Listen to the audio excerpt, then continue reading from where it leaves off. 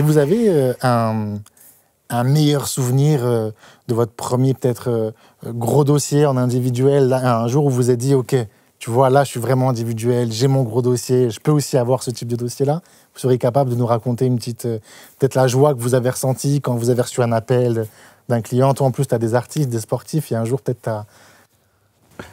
Alors, moi, j'ai une anecdote, effectivement. Je crois que j'ai dû prêter serment. C'est dans les 6 mois. Ouais. Et il se trouve qu'un un artiste assez important de la musique urbaine me fait confiance, parce qu'on ne peut pas donner les noms, Ouais. et qui est Victor de la musique, donc quand même, ça place le niveau. Et il se trouve qu'on utilise sa marque. On utilise sa marque, parce qu'il a déposé une marque. Et donc, un gros groupe audiovisuel, on lui fait une mise en demeure, classique, on peut dire il y a un problème sur cette utilisation de cette marque. Et je me rappelle, le confrère qui m'appelle d'un très gros cabinet, du très gros groupe audiovisuel, me dit confrère, vous savez à qui vous attaquez? J'étais, mais oui, où est le problème? On va faire du droit. Et là, le confrère accroche et il me dit, ah bon, je vais vous passer ma collaboratrice alors. Parce qu'il pensait que justement que j'allais être impressionné par ce très gros groupe audiovisuel et ce très gros cabinet. Et je me dis, ah, là, tu rentres dans le game. Moi, j'ai créé une expertise sur Airbnb. C'est une matière qui n'existait pas juridiquement. Il y avait un vide total. Et à l'époque, j'avais commencé à écrire des articles sur Internet. Et du coup, comme il y avait très peu d'articles, on va dire que je me suis fait repérer assez vite par la clientèle. Et un jour, je reçois l'appel d'une cliente russe. Je me souviens, j'étais en vacances avec mon épouse dans la voiture. Elle m'appelle paniquée. Elle avait reçu un courrier de la ville de Paris. Elle était poursuivie. Et je lui dis, écoutez, je ne peux pas vous aider. Si, vous allez m'aider parce que vous avez fait un article là-dessus.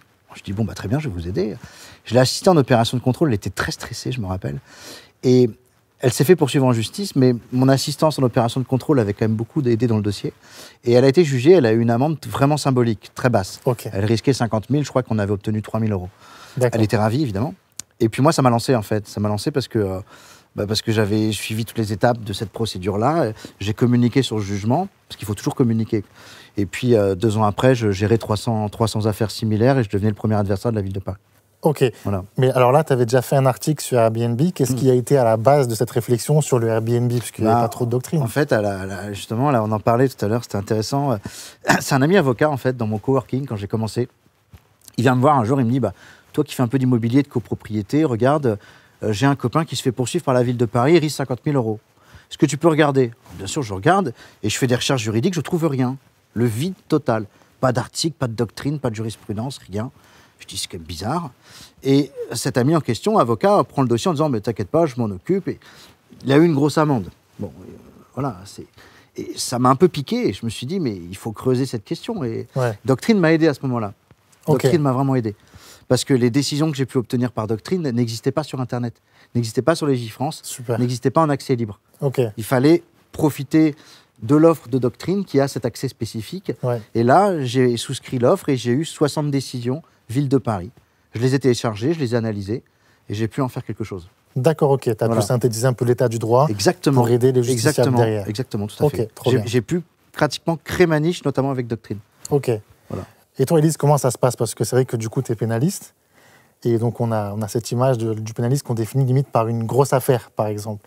C'est quoi ce premier dossier qui t'a dit, OK, là, maintenant, je joue dans la cour dans laquelle j'avais envie de jouer? Mon premier très gros dossier, c'était pour une personnalité un peu sulfureuse, un homme d'affaires assez connu, dont je ne dirai pas le nom, également, pour une procédure en diffamation contre un ancien ministre de l'Intérieur. Il était cité en diffamation et moi, j'avais l'expertise déjà de faire beaucoup de droit de la presse.